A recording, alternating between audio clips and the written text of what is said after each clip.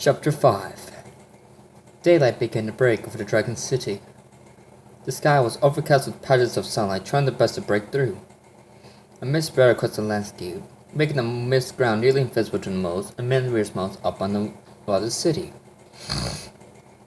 The early morning chill roused the guardians from their slumber, and city bells began to ring gently in their ears. The third dragons yawned and roared as they stretched their old muscles and pulled their worn-out joints. "Another day has come," put him around was sadly and looked out across the dull blue cloudy sky.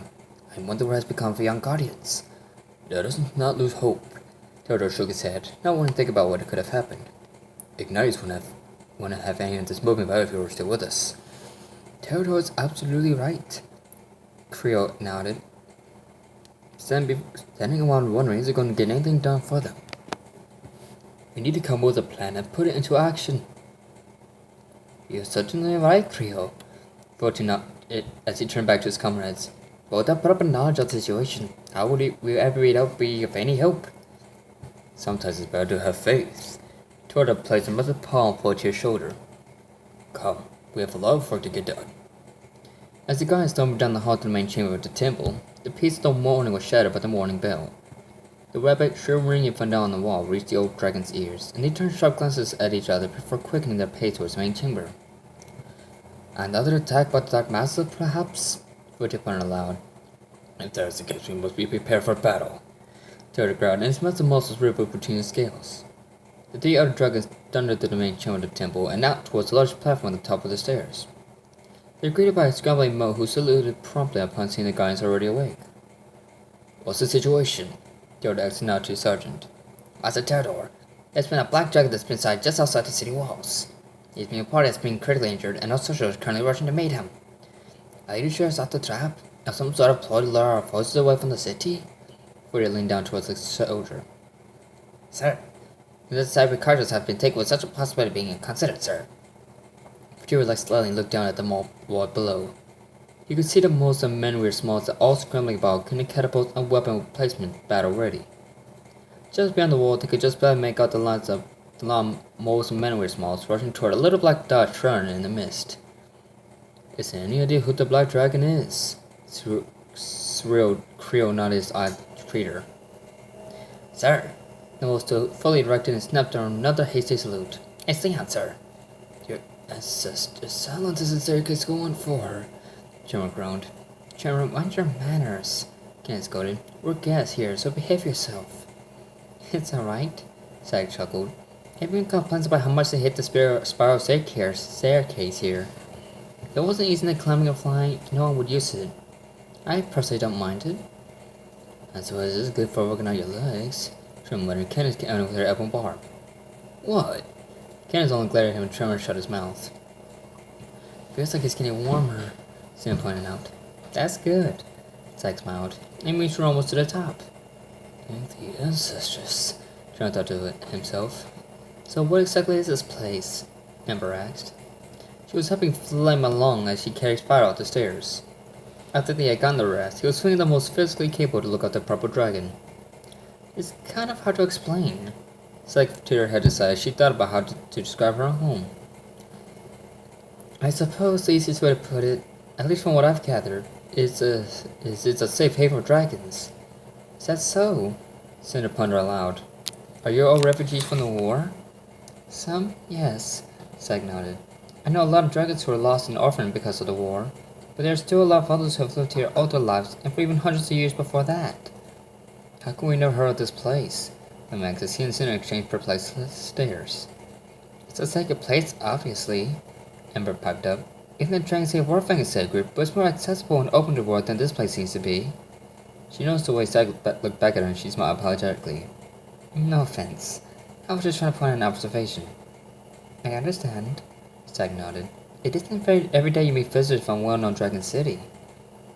"Well, it's not every day you meet someone in a desolate place like those mountains," Lim added.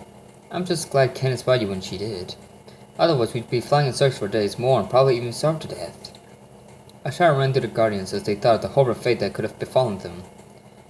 "Well, you don't need to worry anymore," Zach chirped. "You'll be safe and comfortable here. I promise." "We really appreciate this, Static," Cinder spoke up. "You have no idea what Spyro's been through over the last couple months." I have a slight idea. Zack glanced at Pearl Dragon draped like a carcass over Flame's back. Can't explain it when we look for your cave. Well then I'm glad you know the urgency of the situation. Still not thankfully. We came here because Spyro has the ability to see visions of the future. And we believe it was you he saw in his vision, that's why we came here. Me? Zack's going to cheeks flushed slightly. Don't get me wrong. Cinna moved close to her. I think it's this place that Spyro needed to find. I think you're supposed to be our guide. Oh. Zack paused for a moment. Her heart was still racing in her chest. Then I'm glad to be of service. She bowed slightly and took off at a slightly quicker pace up the stairs. By now the fog was starting to burn away, and the rays of the sun began to warm the hearts of the worn-out dragons. Oh, wow. Candace breathed deeply, inhaling the fresh air. They feel so good. Jen watched her as her chest swelled with enthusiasm. She exhaled and a cloud of frost evaporated from her mouth. She looked at Tremor and inhaled as well. But instead of taking the air to its full extent, he went into another fit of raucous coughing. He fell into his hind legs and covered his mouth with his forearm. Tremor, are you alright? Candace was immediately beside him and stroking his back with gentle strokes of her paw. Jen wasn't able to answer. His whole body shook finally, and the mountain responded accordingly. Whoa! Amber cursed silently. She dragged about on the stairs. Tremor, you're gonna knock us off the mountain. Get a hold of yourself. Shut up, Amber. Candace snapped harshly. He can't help it. You've seen what he's been lately. He's been trying, but he can only do so much. Well, tell him to try harder. Amber shot back. We didn't come this far just get knocked off the cliffside and start over. Both of you, knock it off. Sin shouted furiously. This isn't time or place to be arguing. I agree. Zack chimed in. We're all tired and hungry and more than a bit stressed. Let's just get to the top of the stairs so we can rest. Alright? Candace and Amber narrowed their eyes at each other. They were sizing each other up, but Truman's coming broke their concentration. Alright. Candace gave in. I just want to get Trump rested so he can feel better. Fair enough. Amber muttered and turned back to Cinder, Flame, and Static. Alright, Candace. Really.